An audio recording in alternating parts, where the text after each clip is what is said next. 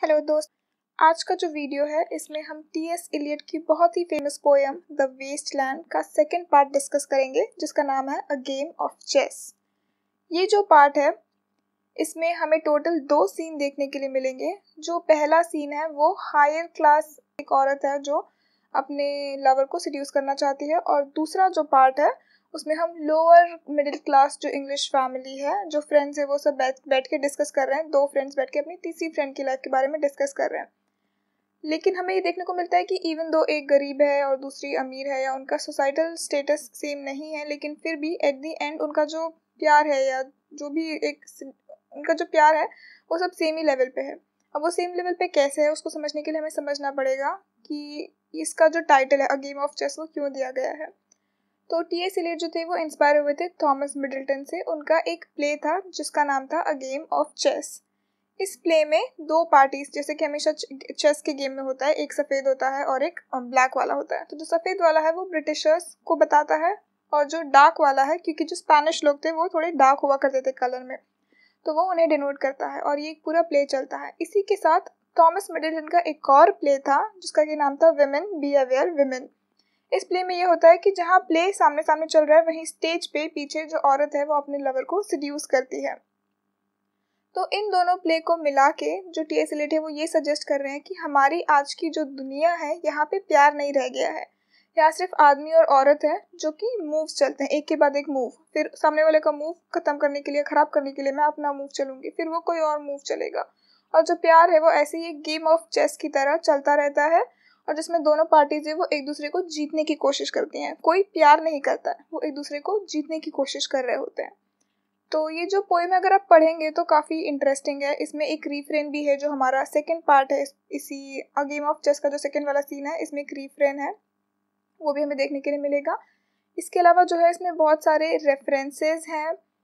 T.S.. Elliot ने जो जो प्लेस पढ़े थे स्पेशली शेक्सपियर के, तो उसकी बहुत सारे रेफरेंसेस हमें यहाँ देखने के लिए मिलेंगे। तो जहाँ जहाँ जो मुझे पता है मैं आपको सारे वो यहाँ बताते जा रही हूँ। लेकिन अगर आपको डीप में बहुत अंदर तक सारे रेफरेंसेस समझने हैं तो आप जो इग्नू की बुक्स है वहाँ से उसको रेफ़र कर सकते हैं। उसकी लिंक मैं यहाँ शेयर कर दूँगी, तो आप वहाँ से बिल्कुल क्लिक करके इजीली उसको रेफ़र कर सकते हैं।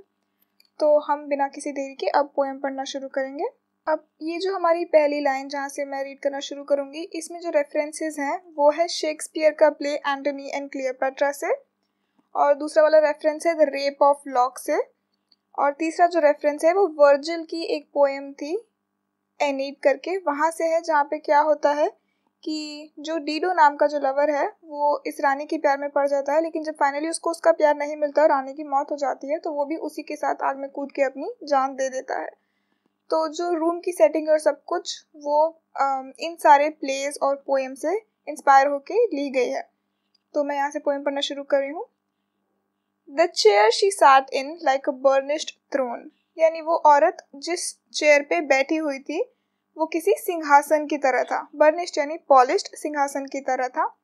Glowed in the marble where the glass held up by the standards wrought with fruited vines, जो उसका जो थ्रोन है या जो उसका सिंहासन है वो मार्बल पे एकदम चमक रहा है, जहाँ पे कि फ्रूटेड वाइन्स यानी बॉटल में वाइन रखी हुई है और उसी वाइन के अंदर कुछ फ्रूट्स के भी हिस्से हैं, जैसे कुछ फ्रूट्स भी रखे हुए हैं। जैसे कि आपने देखा होगा कि सॉस वगैरह के साथ में वो लोग असली के जो टोमेटो या कुछ है वो अंदर डाल देते हैं ताकि वो अच्छा दिखे या अच्छी उसकी स्मेल आए। तो फ्रूटेड वाइन वहाँ पे रखी हुई है। From which a golden cupidon peeped out.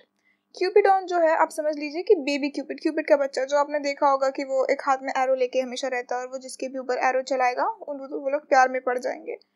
तो ये जो फ्रूटेड वाइन्स है इसके पीछे गोल्डन कलर का क्यूपिडॉन, छोटा क्यूपिड, बेबी क्यूपिड जो है वो बाहर निकल रहा है।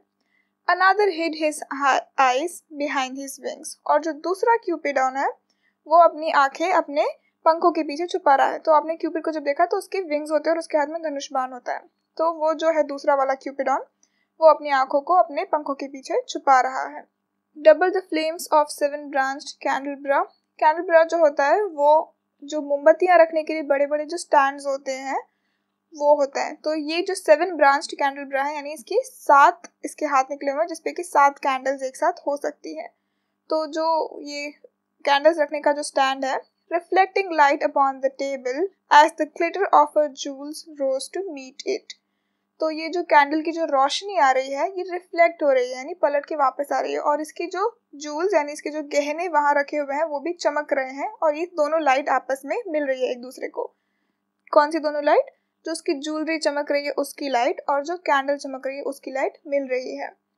From satin case poured in rich profusion in vials of ivory and colored grass। जो साटिन का कपड़ा होता है वो, और इसके अलावा आइवरी यानी जो हाथी दांत होते हैं, वो सब वाइल्स यानी छोटी छोटी बोतलों में रखा हुआ है, और ये सब एक दूसरे में घुल मिल जाते हैं। Unstopped lurked her strange synthetic perfume। अनस्टॉप्ड मतलब जो उसके ऊपर ढक्कन नहीं है इसलिए वो रुका हुआ नहीं, उसके जो छोटी छोटी बोतलों में उसका परफ्यूम, उसके केमिकल्स जो बनाए हुए हैं वो सब चीजें रखी हुई, उसकी जो महक है, जो उसकी अनस्टॉप्ड बॉटल्स में जो भी परफ्यूम्स चीजें रखी हुई है उनकी जो महक है वो पूरे कमरे में फैल रही है।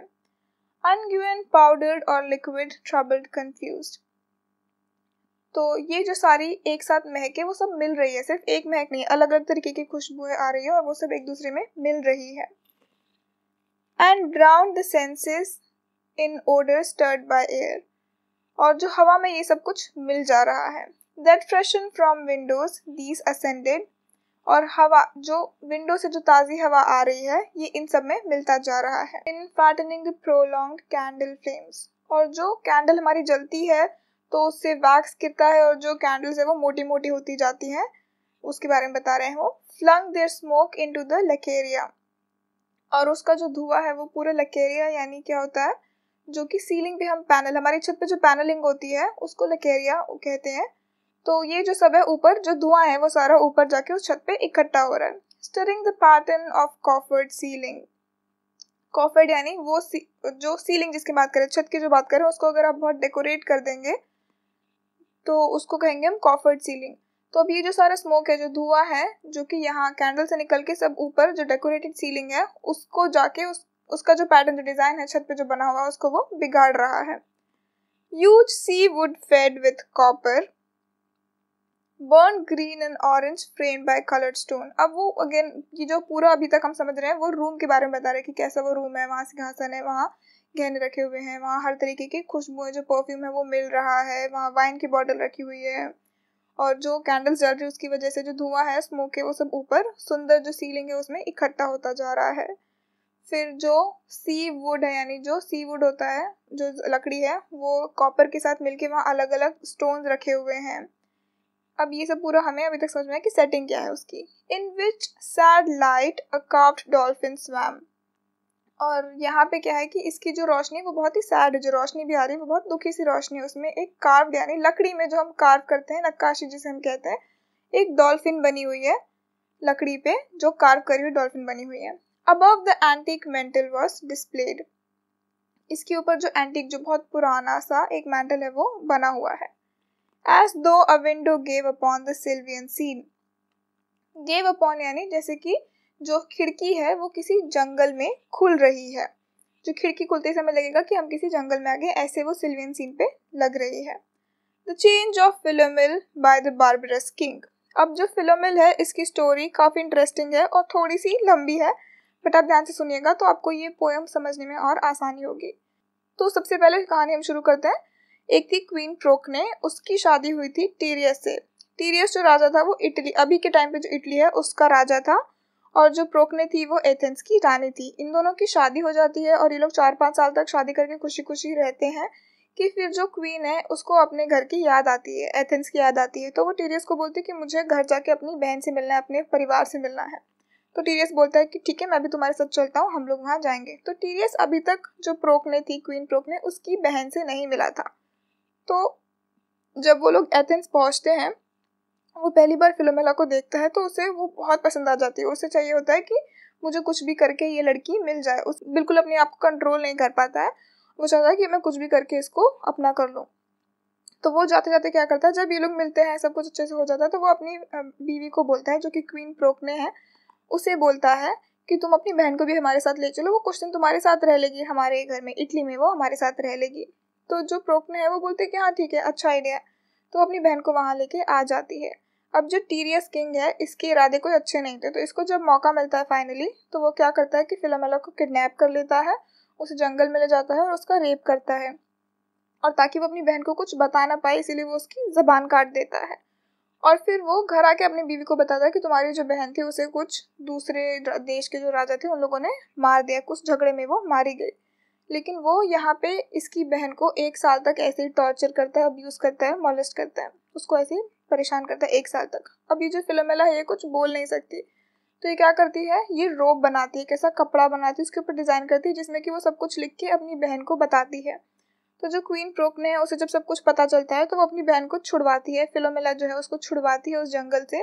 और क्योंकि इसकी बहन को बहुत ज़्यादा गुस्सा आया हुआ था, जो प्रोकने हैं उसे बहुत गुस्सा आया होता है, तो वो क्या करती है, उसका जो बेटा रहता है टीरियस से, प्रोकने और टीरियस का जो बेटा होता है वो उसे मार देती है और उसका जो फ्लैश है, मतलब उसका जो मांस है, उसको पका के अपने पति को खिला देती है। उसको बोलती है आज मैं तुम्हें बहुत स्पेशल खाना खिलाऊंगी। और जो किंग है वो फटाफट से वो टेस्टी उसको खाने लगता है, तो वो खा लेता है। जब वो खत्म कर देता है तो पीछे से फिलोमेला आती है, उसके बेटे का सर जो है अपने हाथ में लेके वो आती है। तो जब वो राजा देखता है तो वो शॉक में आ जाता है। फिर ये लोग दोनों बहनें जो उसको बताती है कि मुझे पता है कि तुमने क्या किया है और इसीलिए मैंने तुम्हारे बेटे को मार के उसका मांस तुम्हें खिला दिया है। तो ये देख के जो किंग टीरियस है उसको बहुत गुस्सा आता है, तो वो अपनी तलवार लेके इन दोनों को मारने के लिए दौड़ता है। तो ये दोनों भागती है लेकिन ज़्यादा दूर भाग नहीं पाती है। फाइनली जो राजा है वो उन्हें मारने ही वाला होता है। ये दोनों भगवान को बुलाती हैं कि आप ही बचाइए और आप हमारी रक्षा कीजिए। तो भगवान आते हैं और इनकी जान बचाने के लिए वो क्या करते हैं, वो फिलोमेला को एक नाइटिंगेल में बदल देते हैं जिसकी की बहुत मधुर आवाज़ होती है, जो गाना गाती है उसमें। लेकिन अब जो क्वीन प्रोकने है उसने भी पाप तो किया, उसने अपने बेटे को मार दिया, तो वो उसे भी एक पक्षी में बदल देते हैं, स्वैलो जो पक्षी होता है उसमें। और फिर जो किंग टीरियस है उसने तो बुरा काम किया ही है, इसीलिए उसको भी हुपे करके एक पक्षी होता है उसमें बदल देते हैं। तो इन तीनों को वो अलग अलग बर्ड्स में बदल देते हैं। तो जो फिलोमेला है ये उसकी स्टोरी है। तो अब आपको लग रहा होगा कि फिलोमेला की स्टोरी है और ये औरत यहाँ जो तैयार हो रही है, इस औरत का जो रूम है, तो मे बी ये औरत भी बहुत पवित्र होगी, बेचारी फिलोमेला की तरह ही ये भी बहुत अच्छी होगी। लेकिन ऐसा नहीं है। ये एक्चुअली एक आयरनी दिखाने के लिए टीएस इलियट ने फिलोमेला को यहाँ पे डाला है। अब जब हम ये स्टोरी आगे पढ़ेंगे तो हमें समझ में आएगा कि असल में ये जो औरत है ये फिलोमेला की एकदम अपोजिट है। ये कोई ऐसी औरत नहीं है जिसके ऊपर बहुत अत्याचार हुआ है, कुछ उल्टा ये लोगों को अपना सही काम करने से दूर करती है, उन्हें गलत दिशा में ले जाती है। तो हम अब वापस अपनी पोएम पे वापस आते हैं। The change of Philomel by the barbarous king, so rudely forced, yet there the nightingale filled all the desert with inviolable voice. तो वो कह रहे हैं कि जो फिलोमेल जो थी, change of Philomel by the barbarous, यानी बहुत ही बार्बरस यानी दुष्ट राजा था जिसने फोर्सफुली उसके ऊपर उसके साथ सेक्स किया, उसका रेप किया और उसे परेशान किया। Yet there the nightingale, लेकिन फिर भी वो Nightingale filled all the desert with inviolable voice, लेकिन उस बेचारे पे इतना अत्याचार हुआ लेकिन फिर भी वो एक नाइटिंगेल बन के जो पूरा डेजर्ट है वहाँ पे अपनी मधुर आवाज में गाना गाती है। And still she cried and still the world pursues, jug jug to dirty ears, और वो बेचारी आज भी रोती है और जो दुनिया है वो उसकी जग जग की आवाज़ को सुनती है उनके गंदे कानों से, क्योंकि आज की जो दुनिया है वो अपवित्र हो चुकी है। तो फिर वो उसका जो रोना है उसे जग जग की आवाज़ को वो आज भी सुन रही है ये दुनिया। In other withered stump of time were told upon the walls starring forms, leaned out leaning hushing the room enclosed. तो अब जो है स्टम्प ऑफ टाइम यानी वक्त के साथ जो हमें देखने के लिए मिलता है, जो कुछ यादें रह जाती हैं, जो सिर्फ हमें देखने को मिलता है कि कभी उस जमाने में ऐसा कुछ हुआ करता था। तो ये जो घिस चुका है, जो विदर्ड हो चुका है यानी मुरझा चुका है, वो चीज़ें हमें देखने के लिए मिल रही हैं। ये जो दीवारें हैं वो हमें पुरानी कहानियाँ सुना रही हैं। We were told upon the walls staring forms. अब जो रूम है ये बंद रूम है। Footsteps shuffled on the stair, तो तभी हमें जो आवाज़ है किसी की सीढ़ी पे चलने की आवाज़ हमें आ रही है। Under the firelight under the brush her hair spread out in fiery points. अब जो फायरलाइट है, जो रोशनी है, वो ब्रश उसको अपने बालों को वो कंघी कर रही है। जो औरत अपने सिंहासन की तरीके की जो कुर्सी थी उस पर बैठ के अपने बालों को कंघी कर रही है। तो उसने जब वो आवाज़ सुनी, spread out into fiery points, उसके जो बाल है उसने एकदम अपने बाल फैलाए। Glowed into words then would savagely be still, उसने अपने बाल फैलाए और फिर वो एकदम रुक गई। फिर तब तक जो उसका लवर है वो ऊपर आ चुका है। तो ये एक वन साइडेड कॉन्वर्सेशन चल रहा है, क्योंकि अब ये जो औरत है ये अपने लवर को बोल रही है। अब वो क्या बोल रही है, my nerves are bad tonight, yes bad, stay with me. वो बोल रही है कि मेरा जो मन है आज वो बहुत ही खराब लग रहा है, बहुत ही खराब लग रहा है, तो तुम एक काम करो, तुम आज यहीं रुक जाओ।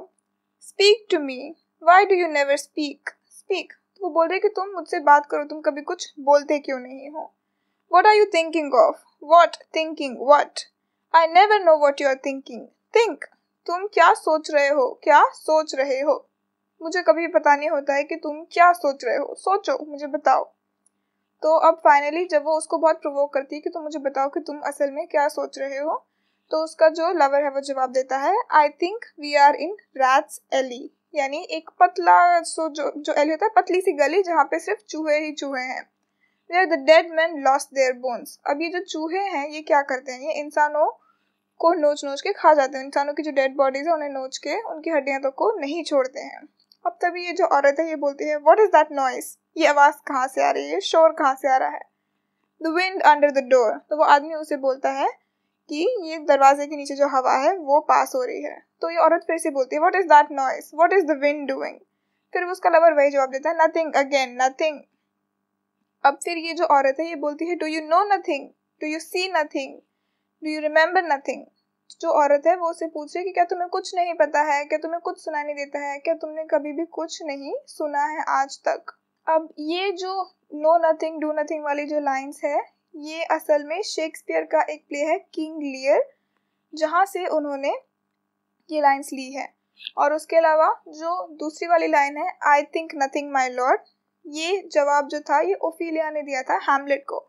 हैमलेट भी आपके सिलेबस में है, जो ड्रामा है शेक्सपियर का, बहुत फेमस ड्रामा है। अगर आप वो ड्रामा पढ़ेंगे तो जब वो ओफिलिया से पूछता है कि क्या तुम्हें कुछ पता है, तो वो यही बोलती है कि I think nothing my lord. तो ये भी रेफरेंस हमें वहीं से मिला हुआ है। I remember those are pearls that were his eyes, the wasteland का जो फर्स्ट पार्ट है, the burial of the dead, उसमें हमें रेफरेंस देखने के लिए मिला था कि जिन लोगों की वहाँ पानी में मौत हो जाती थी उनकी आंखें जो है वो मोतियों में बदल जाती थी। तो ये जो आदमी है ये बस इतना बोलता है कि मुझे याद है कि वो मोती जो उसकी आंखें थी कभी। तो अब ये जो औरत है ये उसको बोलती है, आर यू अलाइव और not, is there nothing in your head. अब ये औरत उसको वापस इसी दुनिया में लाने की कोशिश करे कि क्या तुम जिंदा भी हो या नहीं, क्या तुम्हारे दिमाग में कुछ नहीं चल रहा है। तो हमें ये देखने के लिए मिल रहा है कि जो आदमी है इधर पे वो सोचने की कोशिश कर रहा है, वो चाहता है कि वो कुछ सोचे, कुछ करे, इन सब चीज़ों से जो दुनियादारी की चीज़ें इनसे ऊपर उठ के वो कुछ करना चाहता है। लेकिन ये जो औरत है यहाँ पे जो सेडक्ट्रेस है वो नहीं चाहती है कि वो कहीं और जाए, वो चाहती है कि वो उससे बात करे, उसकी चीज़ें सुने। तो इसीलिए वो उसको डिसरिगार्ड करती जा रही है हर बात पे। O O O O that Shakespearean rag, it is so elegant. तो जो शेक्सपियरियन रैग है ये एक तरीके का गाना जो एक जैज सॉन्ग होता है, एक बहुत ही पॉपुलर अमेरिकन सॉन्ग था 1912 में जो आया था, जो कि जब इलियट सिर्फ 24 साल के थे तब वो शेक्सपियरियन रैग बहुत ही फेमस हुआ करता था। तो ये जो आदमी ये कहता है कि वो जो शेक्सपियरियन रैग था वो बहुत ही एलिगेंट था, मतलब बहुत क्लासी था, वो बहुत इंटेलिजेंट था। और फिर वो बोलता है, what shall I do now. तो वो बता रहा है कि वो उस वक्त बहुत ही अच्छा और फेमस था, लेकिन अब आज के जो लोग हैं उन्होंने इसे भी बर्बाद कर दिया है। जैसे कि वो जग जग की जो आवाज़ थी फिलोमेला, जो नाइटिंगेल की आवाज़ जो करी, जग जग की आवाज़, वो भी उस वक्त अच्छी थी, लेकिन अब आज के जो हमारे लोग हैं जो वेस्टलैंड में रह रहे हैं उन्होंने उस आवाज़ को भी बर्बाद कर दिया है, वो कुछ समझ ही नहीं पा रहे। उसी तरीके से जो शेक्सपियरियन रैग है जो एक वक्त बहुत अच्छा हुआ करता था, अब वो भी सब खराब हो चुका है। अब ये जो औरत है ये बोलती है, what shall I do now, what shall I do, मैं क्या करूं अब।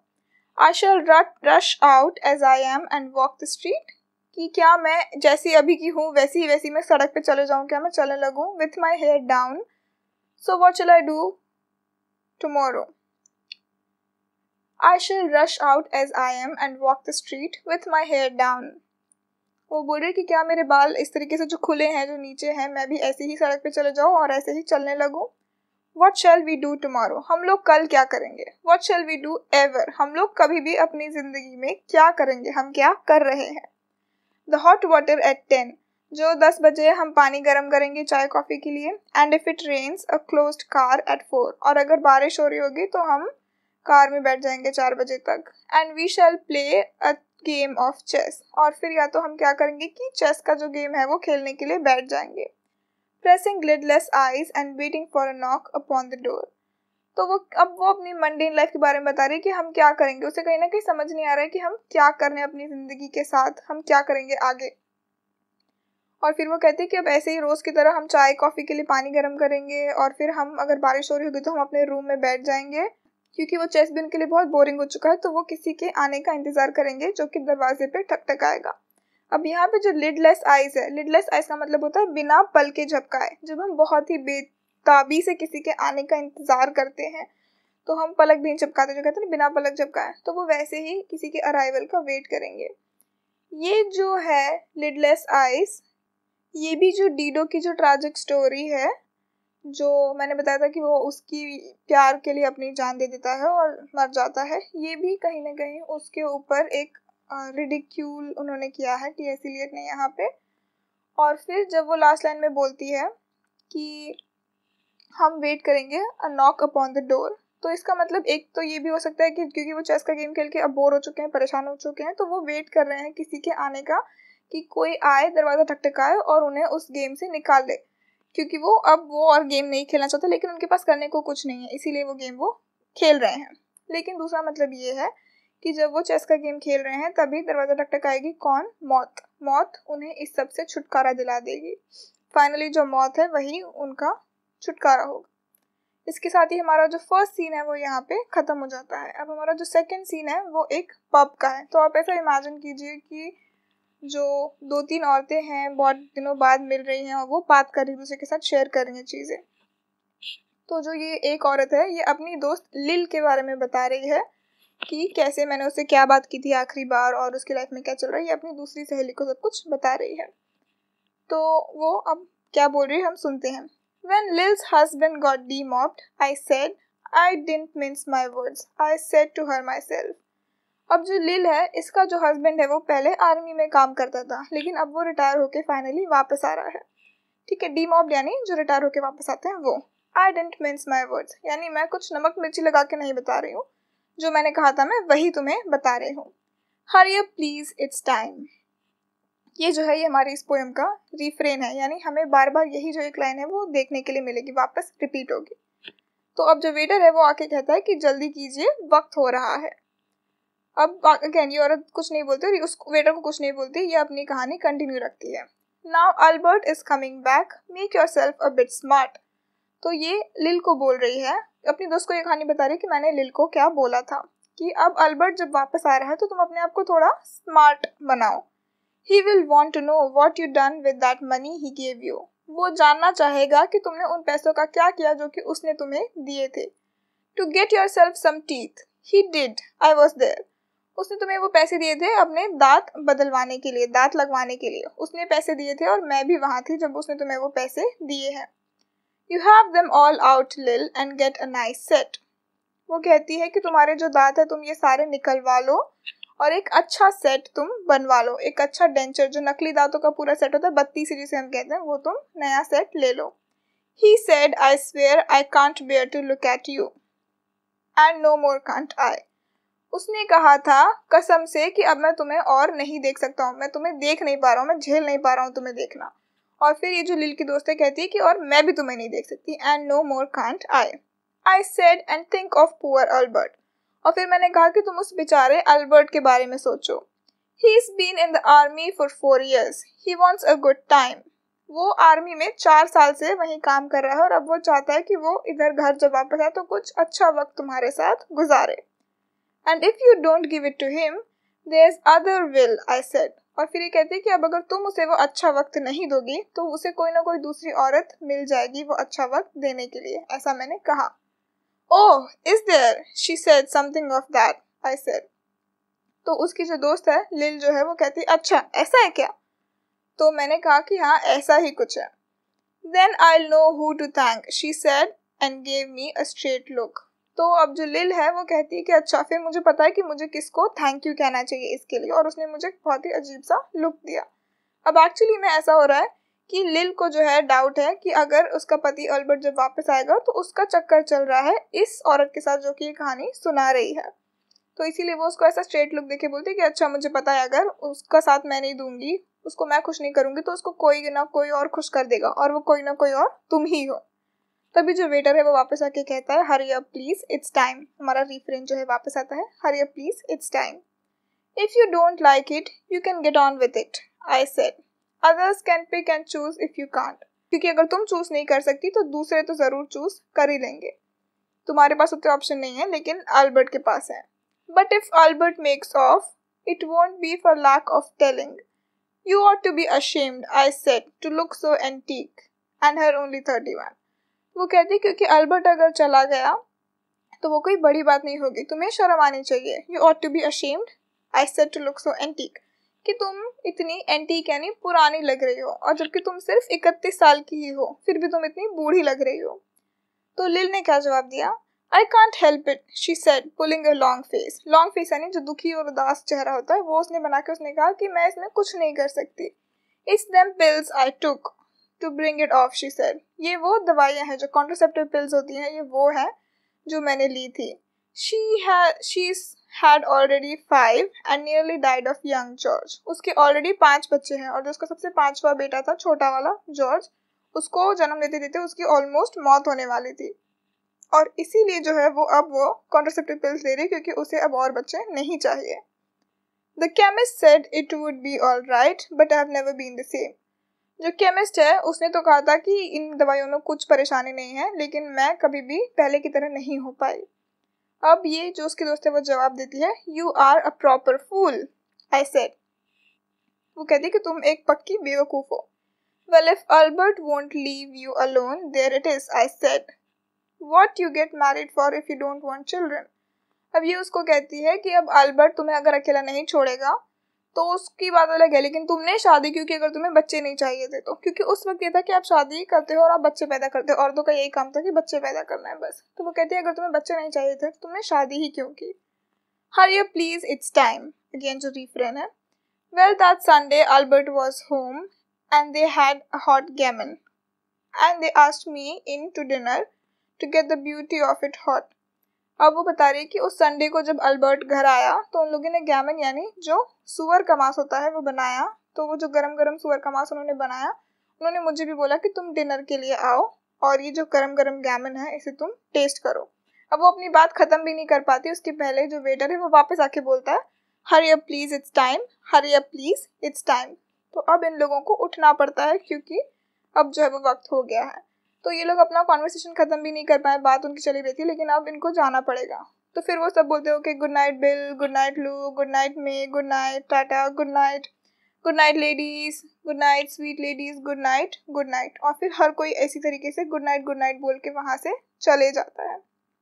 अब ये जो गुड नाइट बोला गया है, ये जो है शेक्सपियर का जो प्ले था उसमें ओफीलिया जब सब तरफ से हार जाती है और वो अपने आप को पानी में डुबाने के लिए जाती है, उस वक्त वो भी सबको ऐसे ही गुड नाइट बोलती है, और जो प्ले है वो वहाँ पे खत्म हो जाता है। तो जो टी.एस. इलियट है उन्होंने यहाँ पे उसका रेफरेंस दिया है। तो इन दोनों से आपको समझ में आया होगा कि हमारा जो आज की जो जनरेशन है, जो वेस्टलैंड जिसके बारे में टी.एस. इलियट यहाँ बात कर रहे हैं, कि ये जो पूरी दुनिया है ये सब सिर्फ दिखावे में, बाहर की चीज़ों में पूरी तरीके से इन्वॉल्व हो चुकी है और उन्हें असलियत से, सच्चाई से कोई लेना देना नहीं है। वो सिर्फ एक दूसरे को जीतने की कोशिश कर रहे हैं। तो ये जो हमारा सेकंड पार्ट है खत्म हो चुका है। मैं फर्स्ट पार्ट की लिंक और जो नेक्स्ट पार्ट है थर्ड पार्ट उसकी भी लिंक मैं यहाँ डिस्क्रिप्शन में ऐड करूँगी। आई होप आपको ये समझ में आई होगी, अच्छी लगी होगी। और एज यूजुअल मैंने इसके जो नोट्स है उसकी लिंक्स भी यहाँ ऐड की हुई है। जो फिलोमिला की स्टोरी है वो भी उसकी लिंक मैंने यहाँ ऐड की हुई है। और जो वीडियो है वो देख सकते हैं, मेरा नहीं है वो वीडियो, बट आपको समझ में आ जाएगी उसकी स्टोरी अच्छे से। And I hope this was useful to guys. अगर आपको अच्छा लगा तो प्लीज़ मुझे कमेंट सेक्शन में ज़रूर बताइए, और अगर आप चाहते हैं कि मैं कुछ और चीज़ें ऐड करूँ तो उसके लिए भी आप मुझे बताना बिल्कुल नहीं भूलें। I hope to see you guys in the next one.